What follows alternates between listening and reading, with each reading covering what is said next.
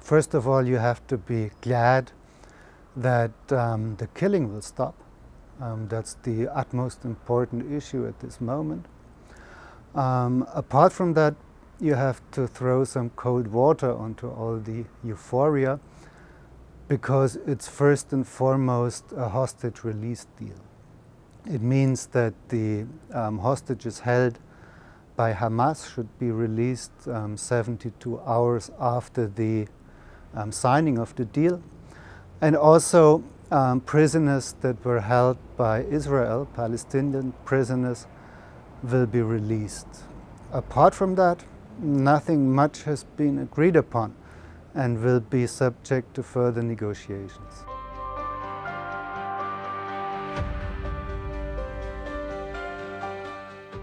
President Trump's pressure was certainly an important factor. You had to see that Israel and, in consequence, the United States have become rather isolated on the international stage. As this genocide was going on, and in the meantime, almost all relevant scholars and also global opinion rather much agrees that this is a genocide, it had to be stopped in some way. Otherwise, Gulf states were relaying this to Trump. The order, not just in the region, could really spiral out of control. There was a trigger. That was the botched attack on Hamas leaders in Qatar, in Doha, which served as a trigger that Trump could use in order to coerce Benjamin Netanyahu to agree to a deal.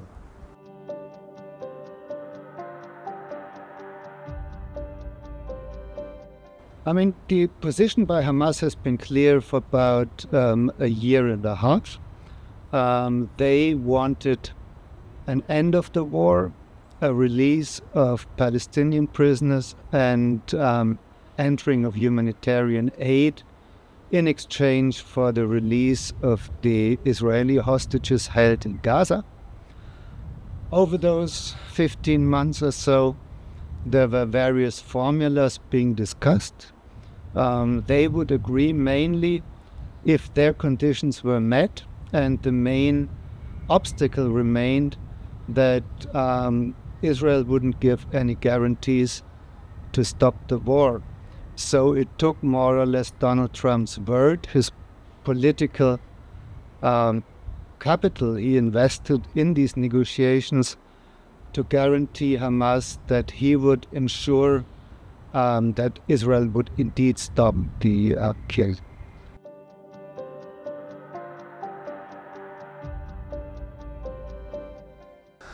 They don't have much choice. Hamas now is rather destroyed. You might say it's something like a network of dispersed fighting units fighting here and there, but they are no longer able to really coordinate. For them, it's pretty much what they could get. Of course, the question will be, how could you negotiate all the remaining issues at hand? That is, the international force being discussed that should guarantee order in the Gaza Strip, the political governance by an international board, and all these issues that are very much up in the air.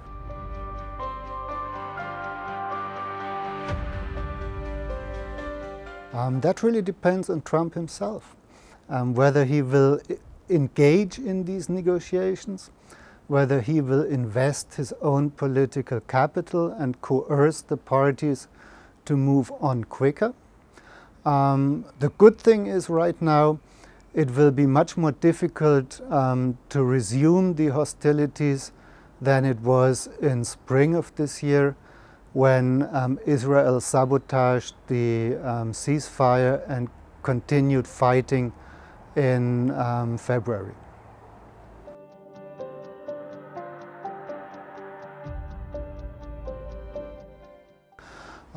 Israel depends really on the US. They receive something like 4 billion of military aid each year. They are more or less sheltered by the US within the international system, within the UN. So he has indeed enough ways to bring Netanyahu to holding this peace. And he will try to convince Netanyahu to sell this as a victory at home. He will hold elections in 26. So if he can sell this as a victory, it might even further his political horizon there.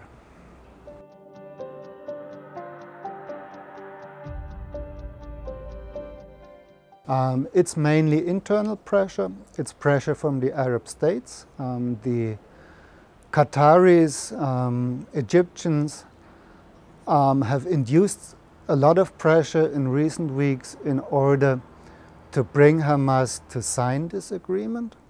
They will be the ones who will have to take care of the redevelopment of the Gaza Strip afterwards. And it's pretty obvious that there is no role for Hamas in this political perspective in any meaningful way. One other issue, of course, is that in the 20 points plan by Donald Trump, Hamas operatives that lay down their weapons are guaranteed to get into political exile somewhere. Whether that will be feasible, that's another issue.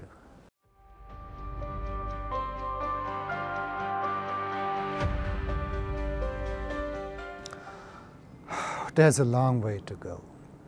Certainly, it might help to bring the Strip back to some form of normalcy, but it's certainly not an indication that a two-state solution is on the horizon yet.